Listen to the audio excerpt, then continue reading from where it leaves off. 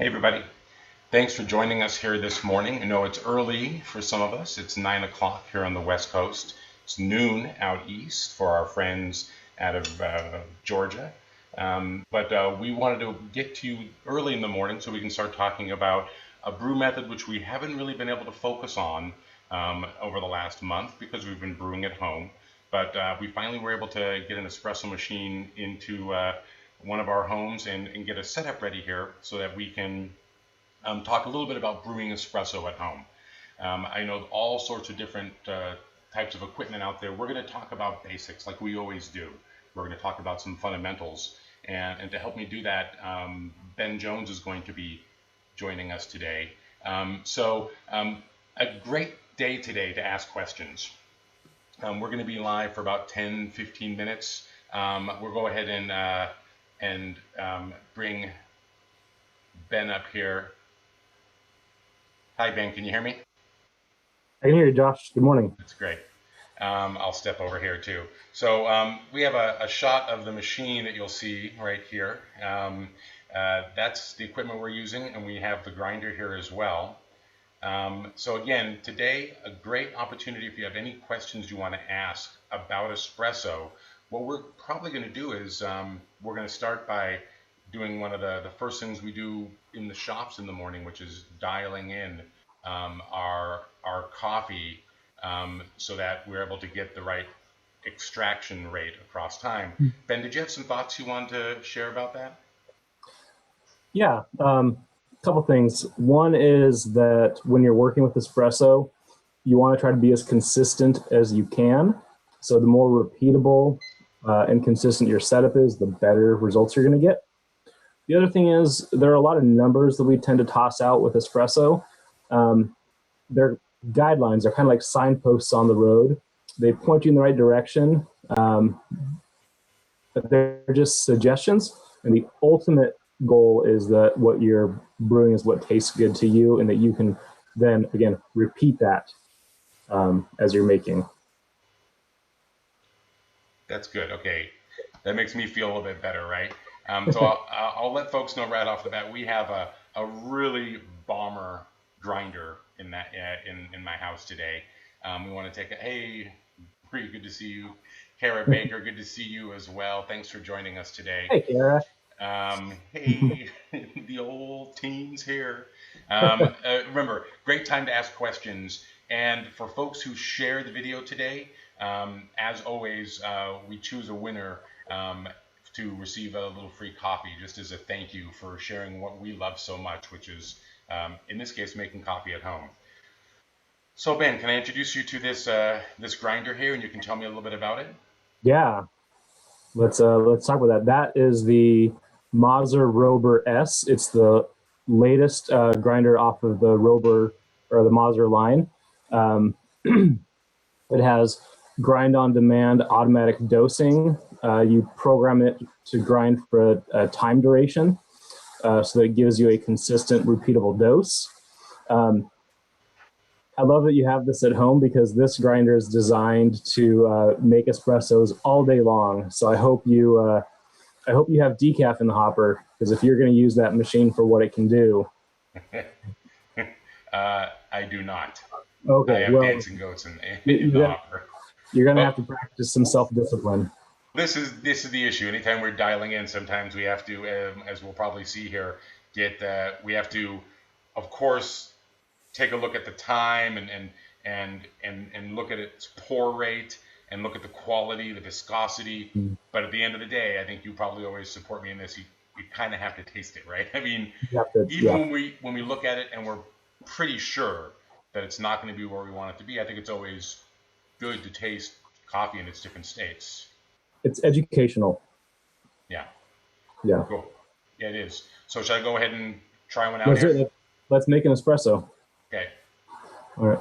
You can talk a little bit while I do the work. So first thing we're going to do is we're going to take that out and make sure we clean and dry that portafilter. Get all the old stuff out of there. That's going to help with the repeatability, consistency. Excellent. Go and insert that there and hit your grind button. Catch your dose. Very nice. This grinder is great. It stops automatic. Good. Then we want to Okay, do a not stop small. automatically though. Oh, You know why? That's why. well, let's I get a had good. I had separated out the new beans, so we'll go Oh, over again here. oh, there you go. Yeah, yeah. The slide sheet was closed. Got it. So we get a dose, and then we want to distribute it. We want it to be roughly evenly spread out. Here we go. There we go. So there you go. Little. That's called the stock fleth. A little hand grooming. Get that coffee spread out, and then for the tamp, we want to be firm. The pounds of pressure specifically aren't as crucial as the level going in. You want to make sure you keep your tamp level with the basket. Water likes to flow downhill, so if your tamp is crooked, all the water is going to flow to one side, and you're going to get an uneven brew of coffee. There, you'll wipe the top clean just so we don't gunk up our group. A little flush. Give you some fresh water up there, cleans off that screen. And we like to insert, and then I like to just brew right away, just like that. Perfect. Oh my, that looks pretty quick, doesn't it? How soon did it? You Yeah. got like a 2 second delay before it came out. Yeah, generally we don't want to see any espresso for at least 3 seconds. That's a safe guideline. And we have a 19-second shot. Yeah, if you're running dancing goats on most machines, we need to break 20 seconds. I mean, it looks good from like the way we used to judge it just visually, but we want that to taste right. So let's have a little sip on that. I'm imagining pretty bright. Very bright, yeah. I mean, the as we know, the acids come off right away, right? So Mm-hmm. those are very prevalent, or the things that create the sensation of acidity. Sure. Exactly. Maybe even a little bit of a vegetal bitterness in there, Yeah. like an endive or greens. So that's a good starting point for us, though. What we're going to do is we're not going to use our tamp pressure to compact it more. That's inefficient and not repeatable. I want to use our grind size to control that flow rate. Okay. So we're gonna go to the grinder, and you're going to turn the adjusting dial just the slightest bit counterclockwise. Correct. So you can notice on this grinder here that there's a little arrow here, and Mm-hmm. that has me at 4.7. So I'm going to bring it back down to 4.5. Perfect. Okay. All And right. then is that good enough, or is there anything I should do before I go ahead and try to redose this? Well, the funny thing with grinders is they do hold some old coffee in the grind chamber. So right now, up in the burr set, we've got a dose of coffee up there. So we'll want to purge out a dose or two worth of coffee, just so we can see that immediate change. So Okay. go ahead and I have a cup right here. I'm going to go ahead and do that. perfect. Is that enough? Let's go a little more. You're gonna have to do at least a dose or two. The Rover, one of the reasons this is not a home grinder is because it retains quite a bit of coffee. This new model retains about 50% what the previous used to. So if you're looking to buy a mega grinder, this is one to look at. All right, everybody. I want to let you know that it's going to be real loud for a second here. Okay. Sorry about that. It's all part of it. All right, so we're going to do that all over again. Clean and dry.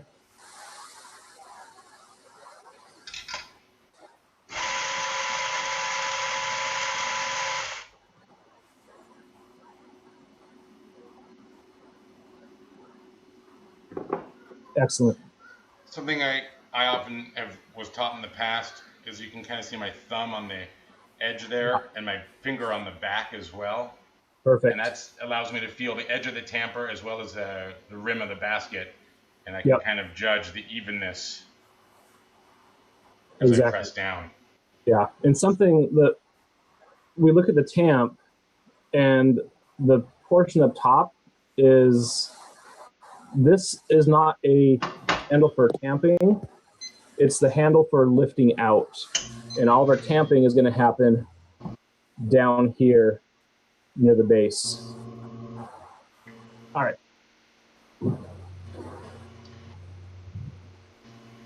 It definitely slowed the rate down. Good.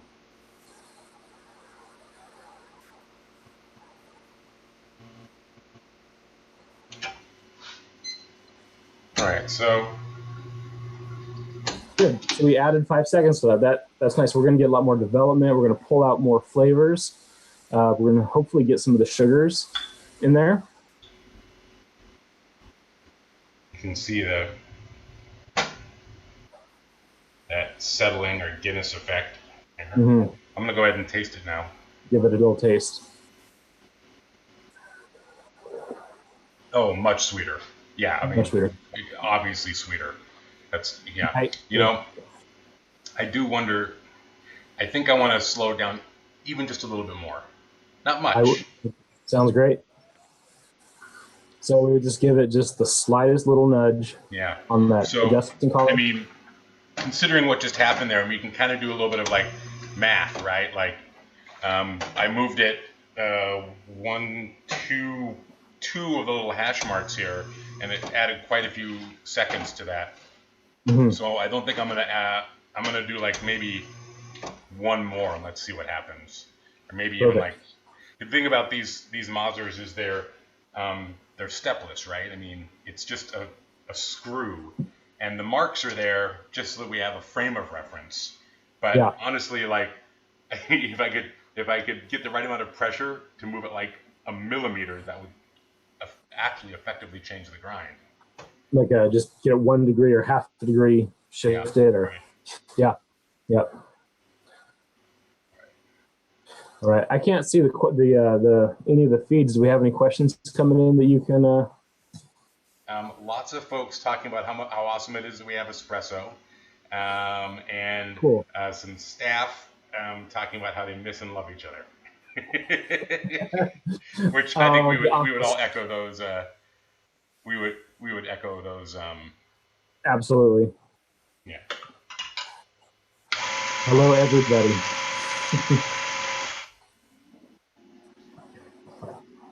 All right. Here we go. I feel confident about this. Get ready for a loud sound, everybody. The puck has a nice quality to it too. Good. Yeah, the puck should come out in one piece. If it's muddy, that typically indicates that you're not putting enough coffee in. And we hopefully don't want to see an impression of the group screen and the screw in the puck when you take it out. Let's take a look at the puck this time after I pull it out.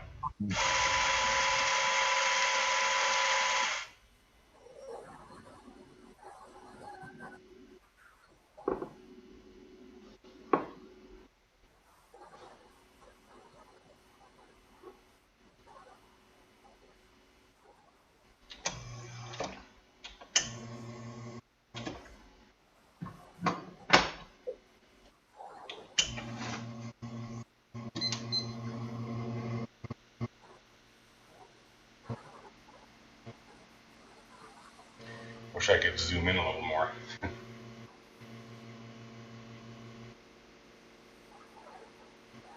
Working with what we have, we're doing pretty all right. So on those fast espressos, the flavor is going to be sour tart, thin textured, maybe bitter like vegetal. As you start getting close, you're going to start getting some cocoa. So you might get some of that baker's chocolate bitterness. There we go, looking like espresso. Yeah. Um, That was by rote memory of my body, I cleared the timer, but it was 26 seconds. Excellent.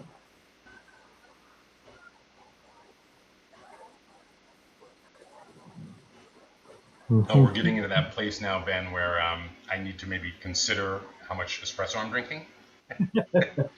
Yes. Yeah. Wow, thank you so much for helping me out today. I really appreciate it. I mean, you bring such a great amount of knowledge to the process. And I hope that the folks who are watching today have gotten something out of this as well. We know espresso at home is a great kind of next step that a lot of folks take, right? Where they decide they're going to go ahead and go for the espresso machine. So we know it's a segment of our fans, and we hope that this helps them out. I think we should probably add some more elements to this kind of work we're doing. What do you Yeah. think we should do next? Well, let's now that we've made some espressos, let's work on steaming up some milk. We can start making lattes and cappuccinos at home, Uh-huh. and Okay. we'll see how your latte art is, Josh. Uh-oh. Okay. Well, luckily, we'll do this next week, maybe. Well, Yeah, next Wednesday, in this space, actually, we're going to be having a cupping with Bob, I think, and uh, Ren says he likes how the pace of my words pick up as I've had more coffee. Just wait, brother. It's true, yeah. Good. So next Wednesday, I think we're going to be with Bob, but maybe we can do like an afternoon milk steaming for folks. Okay. That sounds lovely. Yeah, we'll let everyone know Yeah. here. We'll talk about it on the other shows. So Ben, I'm going to say thank you really quick here, and I'm actually going to uh, sign off with you so I can kind of finish the spiel here. But we'll see you again. You have a gig on Friday, I believe. You'll be doing a 9 a.m. You know what you're going to do on Friday? Friday morning, we're going to talk about using a gooseneck kettle, the basics, and then a few more advanced tips and tricks. Oh, that's great. Super. Well, join So, Ben here at this time, 9 o'clock Pacific Standard Time, noon Eastern Standard Time on Friday for gooseneck kettle techniques. Ben, thank you so much. We'll see you then. Everyone perfect. stay here for just a Good minute to see while we you. say goodbye to Ben. See you, Ben. Hey, Josh. See you, everybody. Okay, folks, I want to thank you so much for being with me today. It really is great to have you in our homes. We love being in your homes when you have our coffee. I want you to know that um, people are working really hard at both of our roasteries, both in Atlanta and in Olympia. We've been able to flex. It's a testament to the folks who do this every day, who really put like their heart and their soul into what they're doing. And I know that might sound a little, um, you know, overly romantic, but it's really true. I mean, if you're someone who's watching this, you're probably someone who really loves coffee, and you can understand why people like working in coffee. Our production staff, the ones roasting, the ones packaging the coffee, um, are not just great at loving coffee, but they're just such consummate professionals. You get to see us talk about coffee brewing and the history of coffee and all that fun stuff.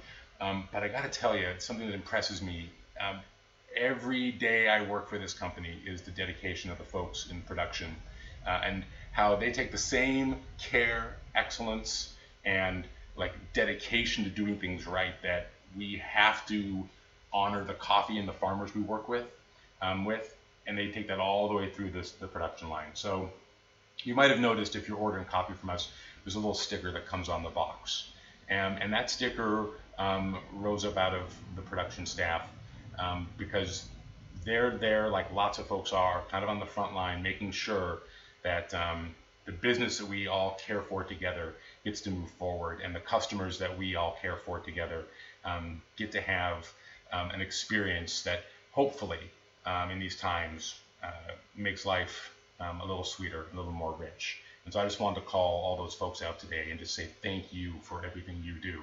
And as a way that you might want to thank them, I want to remind folks who are watching the videos, we do have a special here, and I want to move this up in front of, oops, not me. I want to move this up in front of my silly face. You don't need to see me. There. So I'm going to move that up there just so you can make sure to see that the code is. If you go to our website and use the Watch and Learn 10 when you get to the order page, that gets you 10% off of your order. And that's across everything, not just coffee, but also brewing tools as well. So if you need some coffee, we'd love to be your coffee purveyor. We love what we do across the board. Every single person in this organization has dedicated themselves to what the heart of hospitality is in coffee. And that includes for all of us who are turning our homes into cafes now. Take care. Tune in later today at 1 p.m. EST, 4 p.m. PST. Brendan is going to be doing some pour over techniques, differences and similarities in different paper filter pour over techniques with a highlight, I believe, on V60. So that will be a great learning opportunity for us all. Have a great day, and we look forward to seeing you in this space and in all the spaces where coffee is enjoyed as we move forward. Have a great day. Bye-bye.